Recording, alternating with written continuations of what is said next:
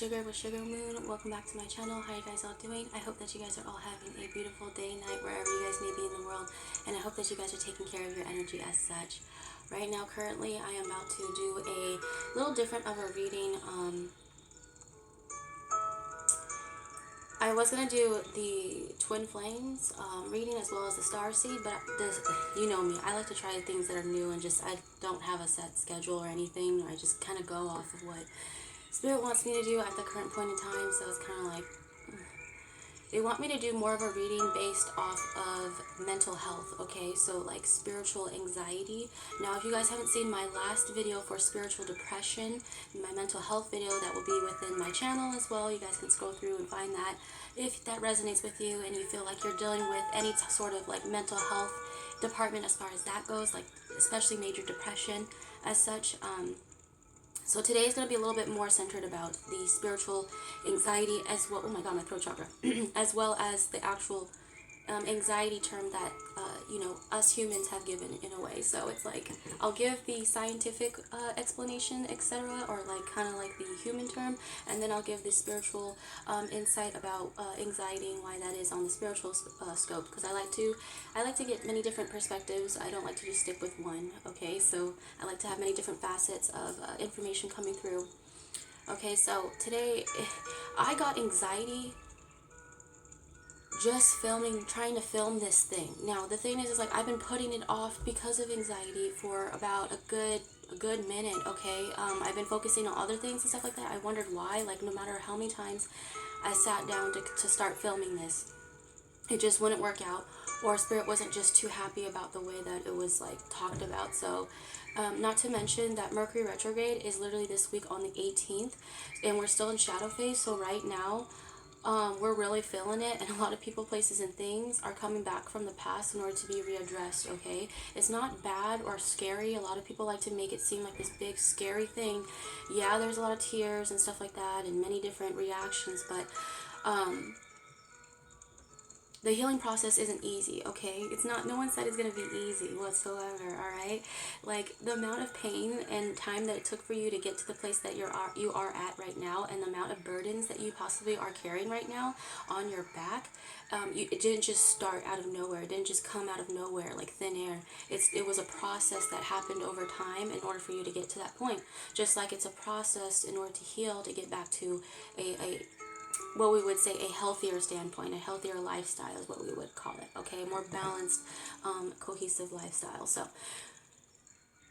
alright, so first of all, as I was saying, like anxiety-wise, it's something that I've dealt with for majority of my life, but it didn't start peaking until possibly when I was around 16 years of age, around that time. But I feel like it was showing symptoms around 14, around that time as well, but I just didn't understand what was going on. In fact, I kind of put it off as just being nervous, and that there was just something wrong with me, and that I would question, like, why do I react this way when I know others don't react the same way like I do when it comes to certain things, like talking to individuals, like new people, or initiating or starting something new, or whether that be like leaving my house, because agoraphobia is another thing that kind of ties into what anxiety is, because there's different forms of anxiety just like there's different forms of depression, right? So, but the one that I dealt with was just like, it felt like social anxiety at first, right? So I just felt like, okay, I just have a hard time talking to people and everything like that. And I'm a very shy and timid person. A lot of people don't believe that when they first see me because of my Leo rising, right? Oh my god, fucking rising signs. But if you guys know astrology, you know what I mean. Like, your rising is basically how the world sees you, right? But it's not the case. But I used to hide a lot of my anxiety with a lot of extrovertedness at the time, because I thought that that's what you're supposed to do, like that you're supposed to blend in with the crowd, you're supposed to do what other people are doing, etc., so that they won't notice you, or the way that you react is differently. They notice, right? So it's just in my mind, in my head at the time, I was thinking that I was doing everything possible to keep it on the down low, okay?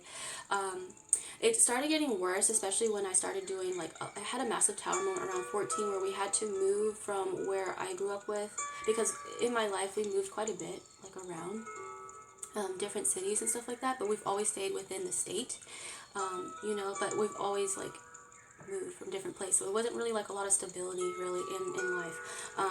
On top of that, it was just, there was a lot of toxicity surrounding me, as well as the people, places, and things that I chose to surround myself with was also a contributor to that as well. Because mind you, you got to be careful who you surround yourself with, people, place, or thing, okay? So, because that also affects your vibrations and your mood as well, okay? So, but one thing for sure is that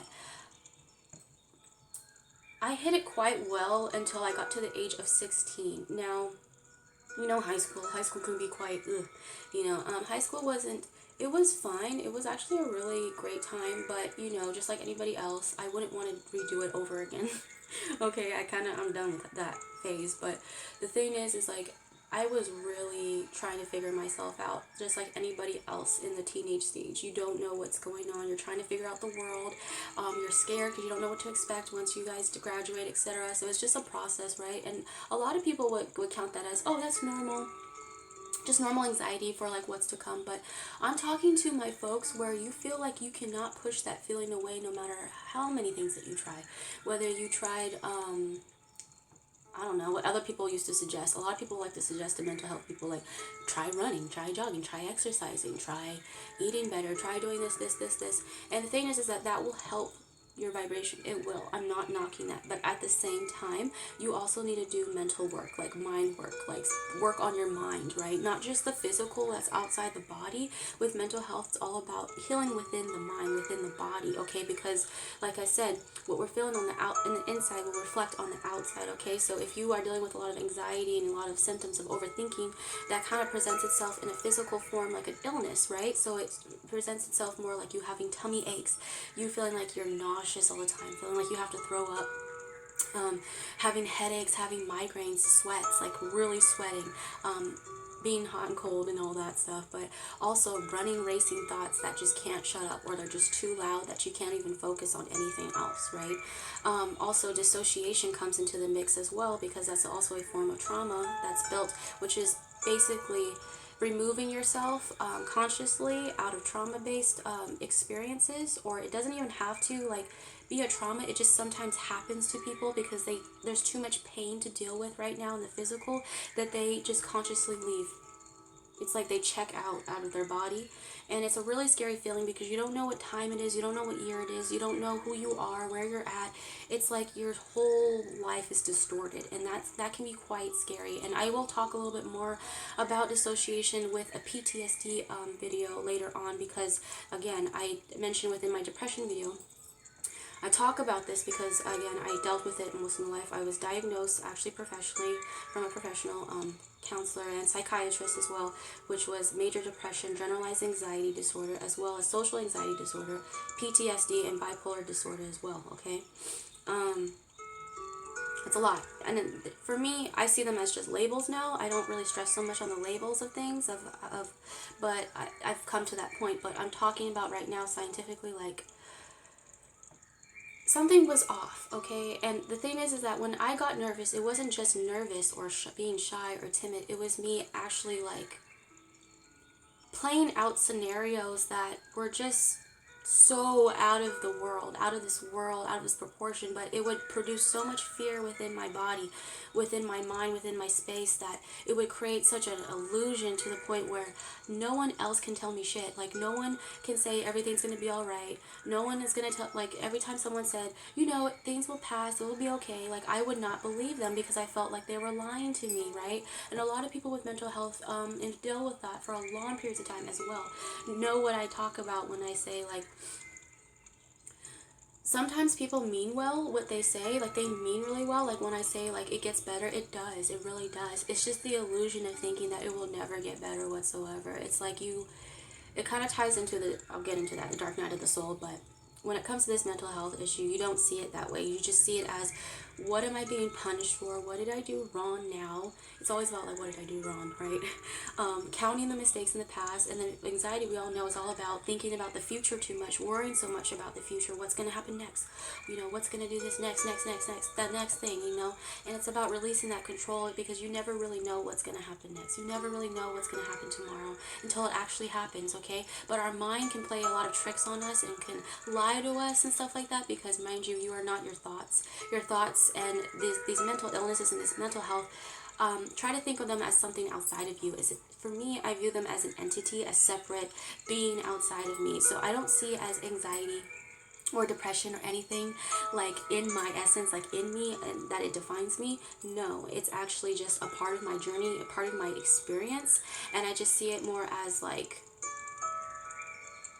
now the monster that I just kind of keep in the closet, and I just feed it every now and then and say, hey, I know that, you mean well at the time, but I'm gonna transmute you and treat you a little bit better, okay? But I'll talk about ways that we can help heal that process. But first, with social anxiety, at 16, I just thought that I couldn't talk to people. Like, you can try to drag me to go talk to someone, and I would cry. I would give a fit. I would get angry. I would blow up, because that was my way of projecting my negative emotions outwardly, wrongfully, right? Wrongfully onto others and onto things, and especially onto myself, okay? Because I was just in so much fear. Now, when we're in fear-based energy, in low vibration, it's hard to like see the light of it. It's hard to see the light of the thickness of dark that you see, right? But it takes a lot of strong capabilities in order to see past that notion, okay? And sometimes it takes years. Now, regular generalized anxiety disorder came into the mix when I started getting diagnosed around the ages of 20-ish, around that time, right? Because it was around the time I got diagnosed, the same time I got diagnosed with depression and stuff like that. It was after a suicide attempt, right? Now, the thing is that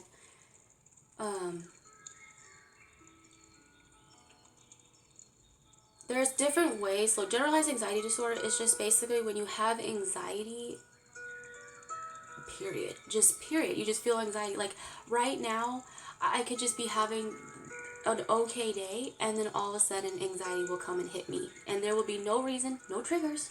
There's no triggers or anything like that, but it's just there, right? Now,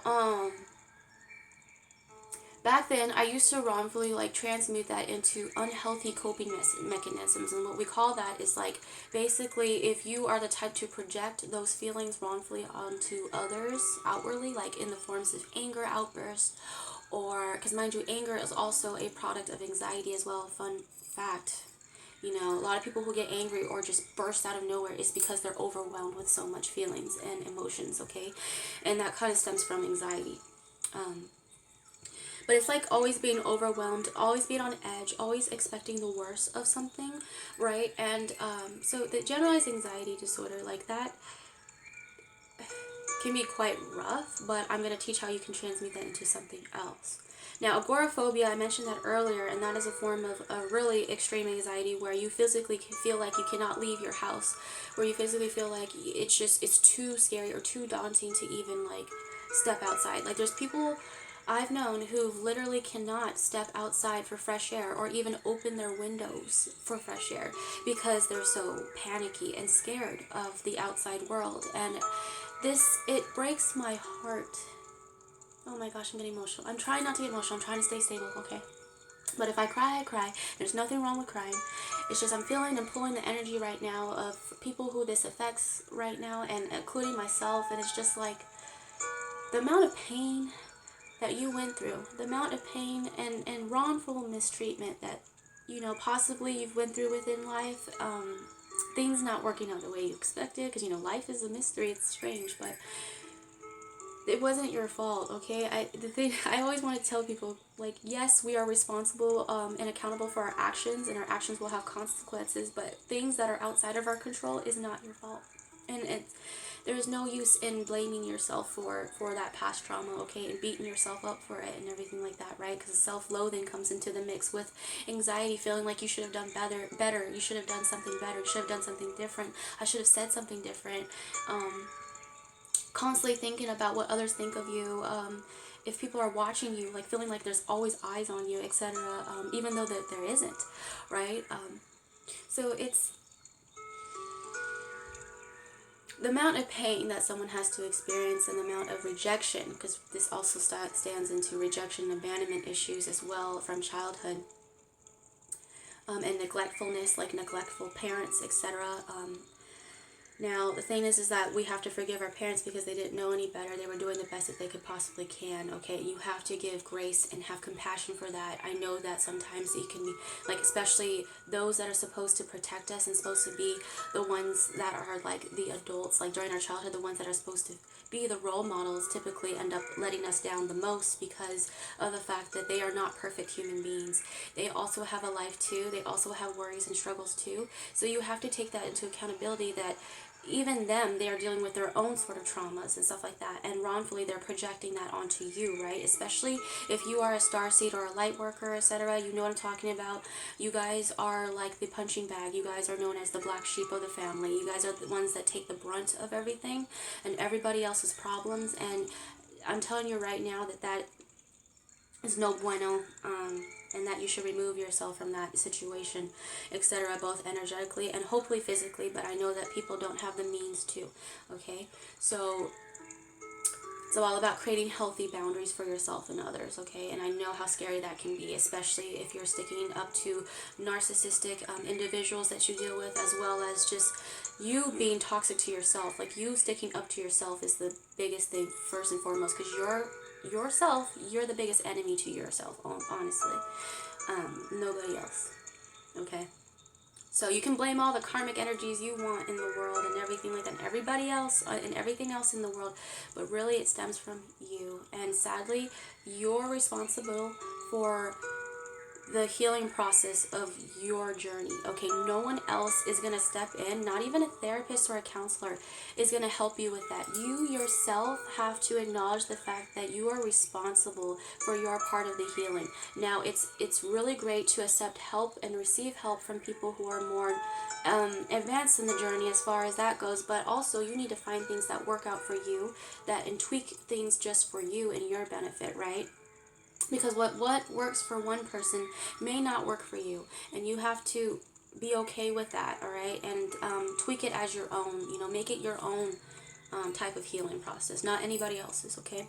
So one thing for sure, that the agoraphobia, that I feel so bad. Like, I really want to give people hugs right now. Like I'm gonna give myself a hug. Like, imagine me giving you a virtual hug right now. Like, I'm hugging you so tightly and I'm telling you in your ear that you are beautiful. And when was the last time someone said that you were important? When was the last time that someone said that your soul was beautiful, that you just being here and you breathing here is more than enough, and that's beautiful? And that, you know, people like me out here are people that don't expect nothing from you, okay? Now, a lot of the things is that this anxiety also stems from expectations from others, like feeling like you are letting down others or disappointing others because of the fact that you're not living up to others' expectations of you. Now, that's another side note. You shouldn't be living up to anybody's expectations but yourself.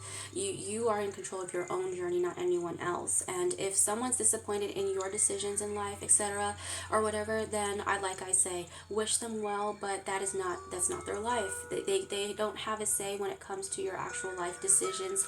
Yeah, they can give you insight and advice, and they can be disappointed and project, saying, oh, I wouldn't do that, etc., etc., and just make you feel awful. But the thing is that person is hurt, and so they're going around hurting other people. Now, I don't believe in the notion of forgive for they do not know. At first, I used to say that within this channel, forgive for they do not know, but I had to take a step back and check myself before I wrecked myself, honestly. And I said to myself, you know what? People forgive whenever they're ready to, and forgiveness is more for you and not the other person. It's for your own healing process. It's not the other person. Do it for yourself, okay? But when it comes, like, in your own health, basically. But when it comes down to it, forgive them for they do not know. Like, I feel like people know what the fuck they're doing. They know what the hell they're doing when they're hurting you. They know if they're doing something wrong. You can't possibly not know. Unless you're like really that far out and you literally are being framed for something that is misunderstood. Now, I'm not talking about misunderstandings. I'm talking about people who deliberately know what they're doing in order to strike hurt or pain in other individuals and even yourself, okay? Because mind you, self-harm is another form of projection, okay? Because we're just talking about projection onto other people first and foremost, but self-harm comes into the mix as well. But I would forgive them anyway, but also don't remember for the fact that, also remember that they did know. They knew what they were doing. They will receive karma for what they did, okay? But that is not your job to like wait around and see if they're receiving their karma and everything. Your job is to focus on you and heal yourself and focus on your healing process, not that other person, okay? Sadly enough, that other person is typically not really happy with their life, not happy with the way that their life is going, etc. So they have nothing better to do than to project that or to focus on other people's lives other than their own. And that's sad, really. It's sad. You should see it as a sad thing. You shouldn't see it as something like, oh, ha ha ha, or get angry. I get it. Like, sometimes these people trigger you to the point where you get mad and angry, because mind you, anger is a form of anxiety and fear. But the thing is that, yes, forgive them, but they do know, all right? They do know. But your job is to just focus on you, okay, and move on gracefully. Okay, you can say what you mean as well, speak your truth, etc. Do that, but don't wrongfully project it onto others. Is the moral of the story, okay? Because all it's gonna do is you're gonna be playing a ping pong effect where it's gonna be bouncing back and forth. Where if you keep lowering your vibration and getting onto the levels of those people, the same individuals that hurt you, you're only doing yourself a disservice, really, at that point, okay? So keep that in mind, okay? Try to raise that vibration as well. So now when it comes to self-harm and projecting onto self, now that's a little bit differently, okay? Now that's something that I actually relate to and struggle with as well. I think everybody can relate to struggle with both, like, on a daily basis, okay? Because self-harm comes in many different forms, all right? And anxiety, it can be like an outlet. Like, it can be as like a deceiving outlet. Like, you think that it's a good way to project it, but it turns out to be a little bit more detrimental in the long run, okay? So, like, say for instance, using drugs or alcohol. Now when I say drugs, I'm not talking about marijuana or weed, because I don't even consider marijuana a drug. That's more so a herb. But I'm talking about, like, you know, hardcore drugs like cocaine, meth, things like that would actually really, like, hurt your physical body, etc. in the long haul. But even then, people can actually abuse marijuana as well, and I've known this because I've done it before too. I've had addiction issues as well. So one form that a lot of people project their anxiety and issues is onto the form of addictions, right? Because it gives the illusion that it helps calm the nerves, it helps calm down. So people feel like this applies to those that drink a lot in order to feel social, right? And they drink in order to feel like they feel comfortable enough so that they can get the nerves and anxiety away. Well, that's only hurting you in the long run, okay? Vice versa, if you do too much of one thing, it can be detrimental, whether it's food, alcohol, whether it be sex, like sex addictions, like people who are addicted to porn or sex or that outlet of that manner. People who are addicted to overly exercising, people who overexert their body so much physically to the point where they are so exhausted and are in pain. That is not a healthy form of projection, as well as, like, actual self-harm. Like, people automatically assume, like, cutting. I mean, this is trigger worthy, so if this is too triggering for you, then go ahead and click off. But I always say that I don't give trigger warnings in my videos, all right? I don't believe in trigger warnings. I just think that triggers also can help you in a healthy manner if you take it in a healthy manner. Now, healthy triggers are great, unhealthy triggers are not, all right? But what I'm talking about as far as, like, self-harm scars, back then, I don't think you see it, but I have like scars all over, even right here down my wrist. It's faded by now, okay? Thank God I didn't cut as deep, but there's others where I have scars, like on my stomach, also on my thighs, like on my legs and stuff like that, because of the fact that that was my way of projecting my hurt and my pain. Now, does that define me? No. Now, it was a time in my life where I didn't know how to properly transmute that energy somewhere else, okay? It was just more so I had so much pain that it felt like I had to crawl, like, take it out of me, and I had no other choice but to just rip it out, like, just so even people, it's like I'll do a separate video for addictions, okay? How about that?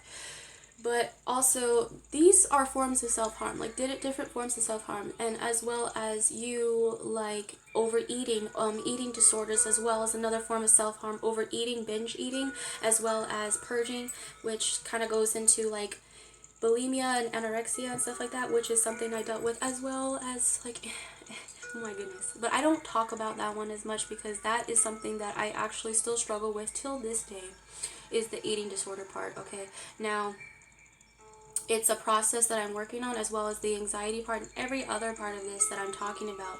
It's not something that just magically goes poof and goes away and it's done and you're healed overnight. No, like I say, it's a process in order to get, like, not get rid of it. Like, people, I believe that you can fully heal anything. I feel like you can fully heal, and people, I don't believe that notion that depression and anxiety and all that can never be healed and that you will live it with it for the rest of your life. Sure. And some people like to say, yeah, you'll live with it for the rest of your life, but you know, you just would know how to cope better with it. And I'm just like, yeah, there's healthy coping mechanisms. Yes, there is. But at the same time, I feel like I don't want to be attached to that notion. That's just me. Now, if you as a person just, you know, you don't take my word for that, like, it's just my opinions as well. Like, if you feel like you've dealt with anxiety and mental health your whole life and that never goes away, that you felt like, you know, it's just something you cope with, and fine, that's for your journey. But for my journey in particular, it's not about like self-denial or anything, because I know I'm very self-aware. It's just, I don't like to use anxiety or depression or mental health as a means to justify like why I act the way that I do. Like, I'm more than just that, is what I say. So it's like, sure, if you are dealing with this pretty much majority of your whole life till the day you die, then I hope that you find ways to cope with it in a more healthier manner than a detrimental, like, pretty much like hurting yourself over time, right?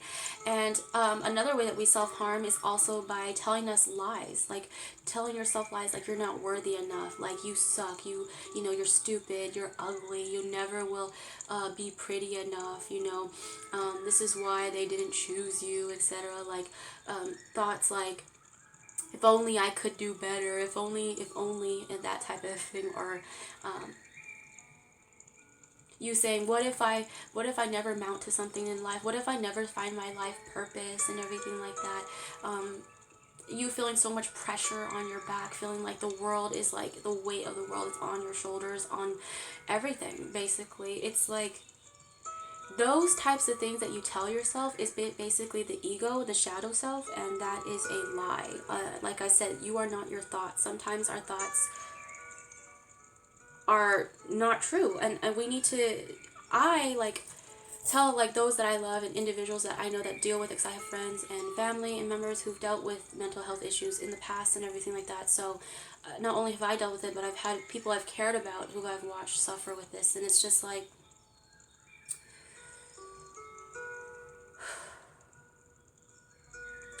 it's the notion of like the things that you tell yourself, that old mindset, that old belief, the things that you keep running in your mind, especially those that, like, if you were bullied and you were subject to bullying, that's another form of trauma as well as sexual traumas and everything like that. Like that, this all boils down to like a domino effect. Like one something can just create a huge, massive effect over time, and it can go unnoticed until it's too late, you know? And you will have good days and you will have bad days. Self-healing process is never linear, okay? You will have up and downs, that you can never be perfect. It can't just always be like this, a steady incline. It's a dip. There's days where you'll go back into the same exact mindset, same exact habits of beating yourself up over and over again, even though you know that that's not going to serve you and everything like that. But it's a karmic cycle that we have to learn to in order to end and kind of transmute and stuff like that, okay? So what we could be telling ourselves is something completely different by counteracting it with something completely opposite. Like I said, in order to break a karmic cycle, it's important to do something completely opposite of what you normally would do. Okay, so yeah, so instead of like, if you're beating yourself up and everything like that, and you're going through anxiety modes and plus panic attacks, because mind you, I failed to mention that panic attacks are a huge thing when it comes to anxiety, okay, which is you literally going into panic, like fight or flight mode. It's like your body freezes up or it runs away from anything that deems as like unsafe, okay? It's kind of like a survival mentality that a lot of people like to state, but it's just more so like a panic attack can come in many forms. It's not always about like shaking and crying and actually like not being able to breathe and hyperventilation. That also kind of goes into the mix. But panic attacks can be so quiet and so unnoticeable that people don't even notice it. Like, I have so many panic attacks on camera and while I'm filming, and people won't even notice. They would just think that I'm just smiling and having a good day, but I'm actually literally having a silent panic attack. Now, panic attacks is the misinformation that it will be outwardly, like it's like something noticed, but there are people out there who are literally suffering on the inside, having panic attacks on the inside, without you noticing, and it's really sad. And the thing is like, panic, like when you're in a panic attack mode, you see nothing else but tunnel vision, or it's kind of like a blackout type of feeling where it's like it's the end of the world. Everything's the end of the world. Like, nothing can convince you that it's not. Like, it feels like your whole world is crumbling apart. It feels like a tower moment times 10, okay? Especially with those really big ones, okay? The severe panic attacks as well. But breathing through that, like that's why we always say like breathing exercises, grounding oneself, meditation will really help with anxiety, okay?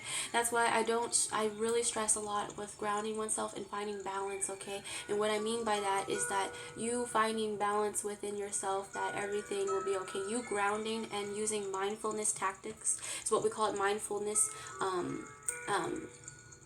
as well. Because, you know, they have forms of CBT as well as DBT, which is like different forms of therapy that I've been through. But when it comes down to it, it's just more so changing your thought patterns is really the first step. And it's probably the hardest step, but it's the first step, okay? And also getting out of self-denial that you actually need to heal yourself, that you need time to heal yourself, because people will distract themselves from the healing process with many different people, places, and things so that they can avoid the healing process, and it just makes it even worse, okay? So it's like getting rid of that codependency factor of the fact that people can't heal you. The only, like, there's people that can heal you both physically and everything, but when it comes down to it, like, you and your essence, your soul, the one that can heal your soul the most is yourself, okay? You are your own best doctor, your own best healer. Keep that in mind, all right?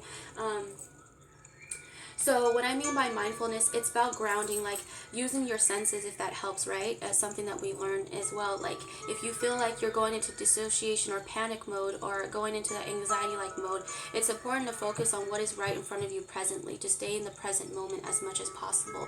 So what is it that you see? What is it that you feel? Are you feeling like it's important to, like, people have stress balls or certain like things that stimulate physical touch and sensation, which helps ground yourself as well, like feeling physical touch.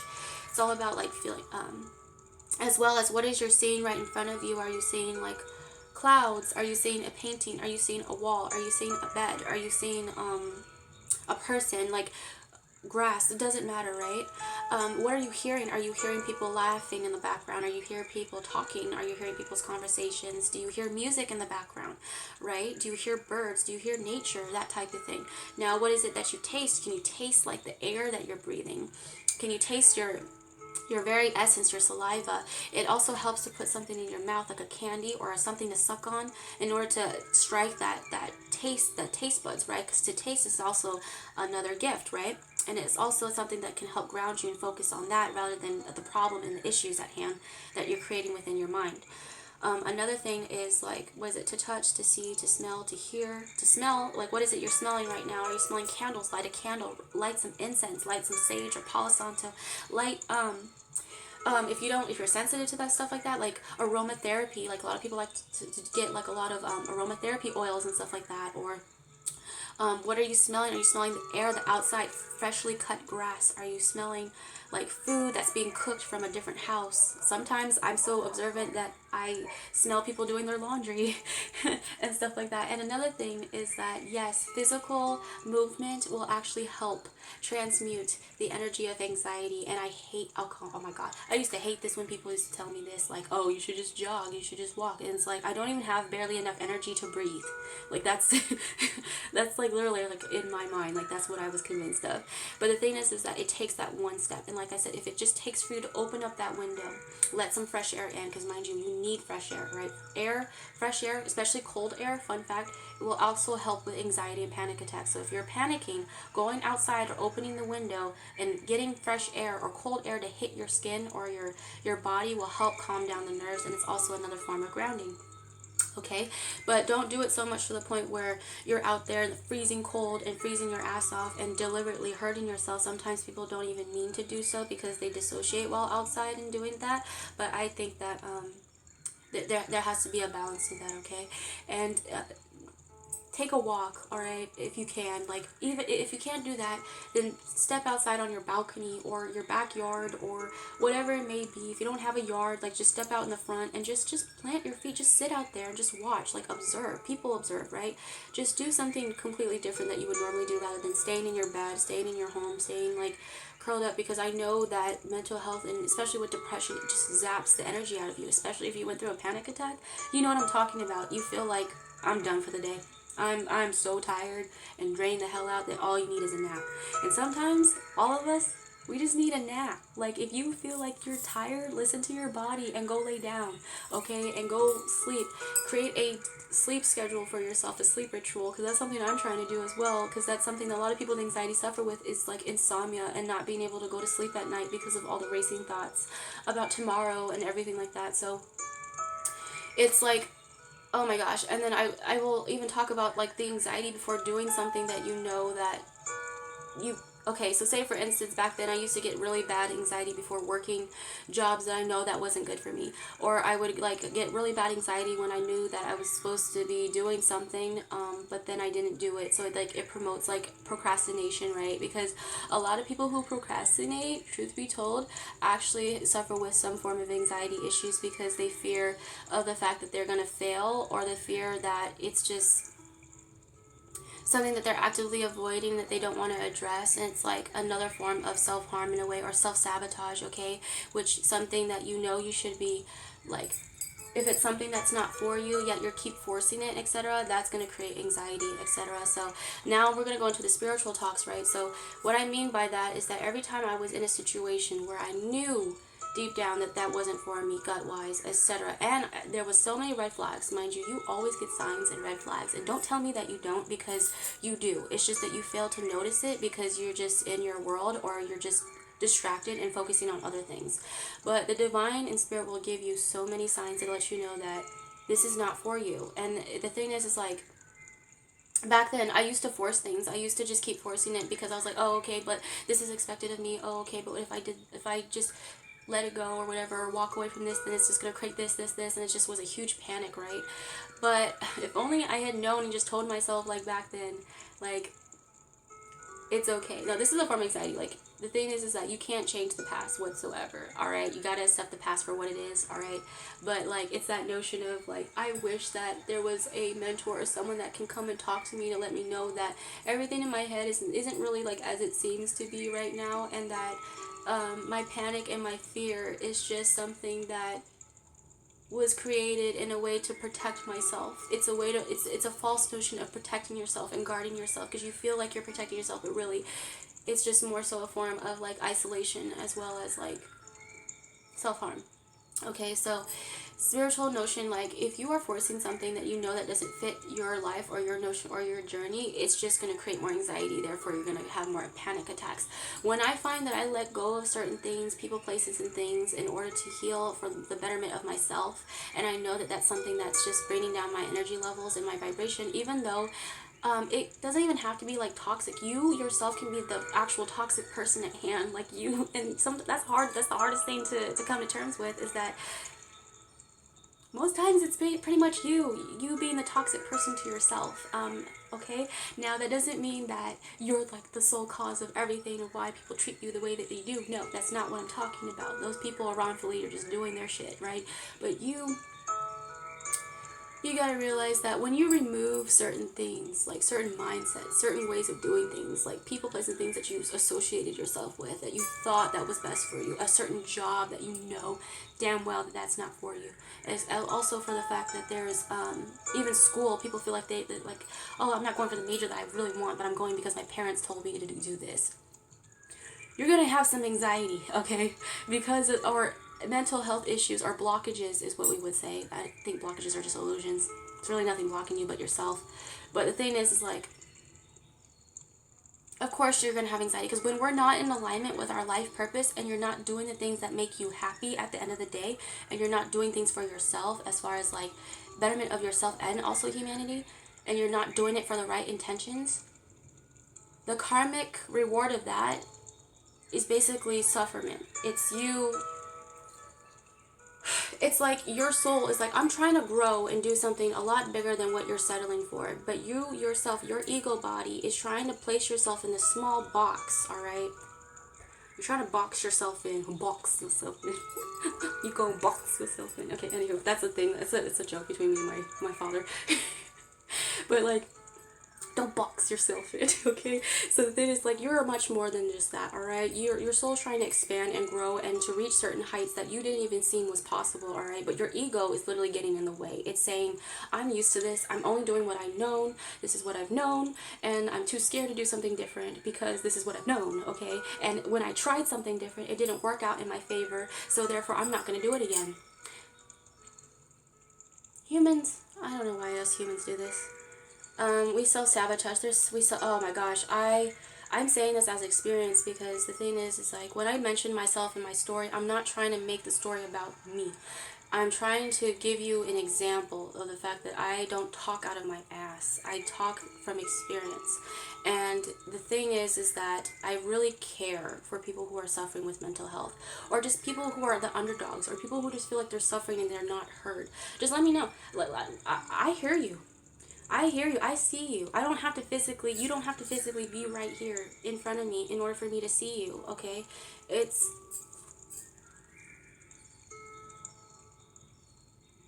and anxiety, sometimes you don't even want to be seen or heard.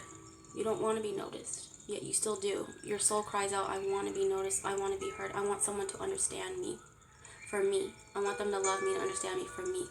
But I'm too scared to show the real me, or the real me, because in fear of the fact that my real self was rejected at once or twice or 3 times, 4, whatever, 100 times, even past lifetimes, right? Because mind you, a lot of anxiety and mental health issues, if it doesn't stem from this lifetime, it stems from past life, because you're carrying a lot of burdens and hurt and anger from many different lifetimes, including ancestral anger, ancestral karma, which is a lot of things that are going on right now in this world, because there's spiritual warfare as well as ancestral karma coming to the forefront, because especially for people who have been condemned or have been like subjugated to abuse for of long periods of time, for years, what is that going to do? It's going to create a domino effect. It's going to create, where is all that anger and hurt going to go to? It's going to go down the blood, the lineage line.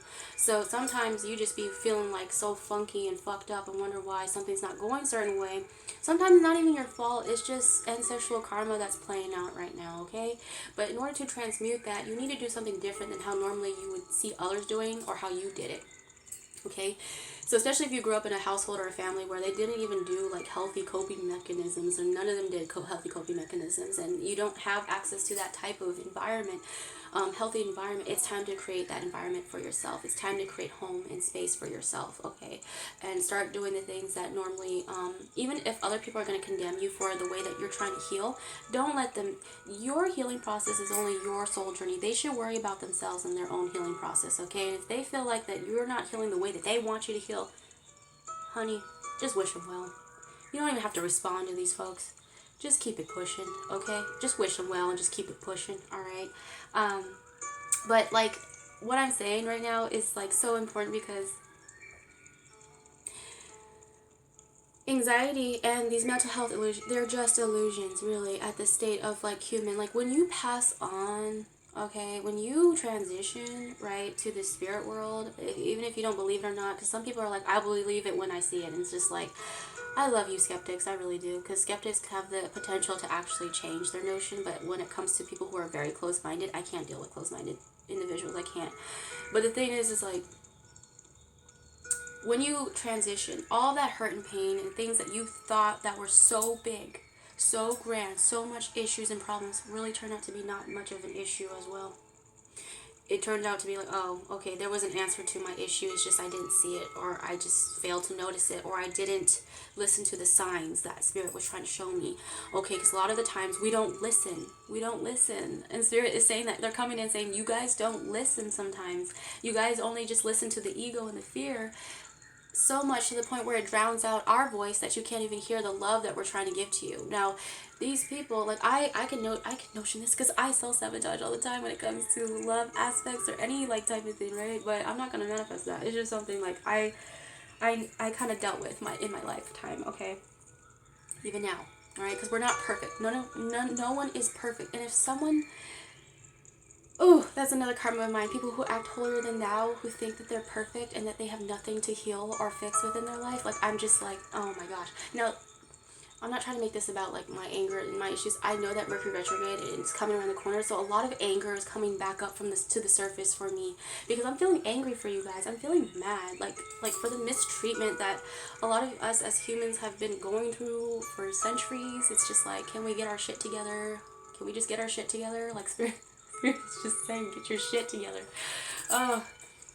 But for real, don't be so hard on yourself, okay? Like, the things that you can't control are things you can't control, which is the past, all right? Past experiences, it's already happened. It's hard, but it's to accept for what it is and to start moving and building off of that notion, to start building forward, moving forward. It's okay to stay stagnant. It's okay to take time out for yourself and to just stop for a second. No one says that you have to keep going forward. You can stop at any point and just rest, okay? Because there has to be a balance between moving forward and stopping. Moving forward and stopping. Moving forward and stopping. So like I said, it's not a linear process. Okay, so just be kind to yourself as you would be kind to others. Now, I hope you would be kind to others, right? But there's different forms of kindness, all right? So the thing is that I'm trying to be open. Like, what is it that they want to mention more about anxiety?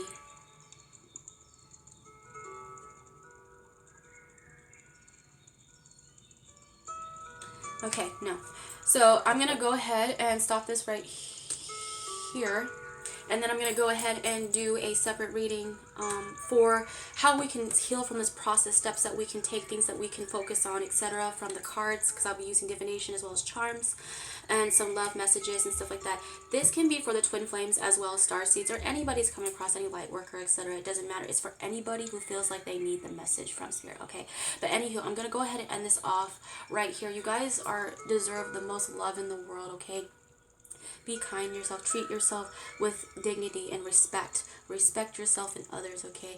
Start focusing on self-care. And what is self-care? Focusing on things that make you happy, things that benefit and uplift your moods, things that help heal you rather than to destroy you. The only things that we should be destroying is that old self, that old notion, the old mindset, the old belief, the old structure, basically. We shouldn't be destroying each other's spirits or anything else, etc., right? So it's learning to destroy for the right reasons and learning to build off of that. Okay, so you are a beautiful soul. You are, okay, oh my gosh, my recording's about to end. Okay, you are a beautiful soul though, guys. You really are, and I really want you guys to really believe that and to really, like, take a notion that you guys give yourself more credit, okay? You guys are so hard on yourself, especially with those with anxiety. You guys, like, are your most biggest critic, and you guys overthink things to death, okay? And I'm a Libra moon, so I know I'm talking about too long of shit. So, like, no. But the thing is that it's an illusion, okay? Be patient, all right? Take steps back if you need to. Focus on healing you, and yeah, I wish you nothing but the best, but healing, love, prosperity, abundance, wealth, does not matter. Unconditional love, you deserve that. You deserve at least everything that life has to offer for you, both physically, great in life, as well as the negative. Like, try to take the negative and turn it into something else, okay? So, anywho, much love. Ending this off right here. Peace to you.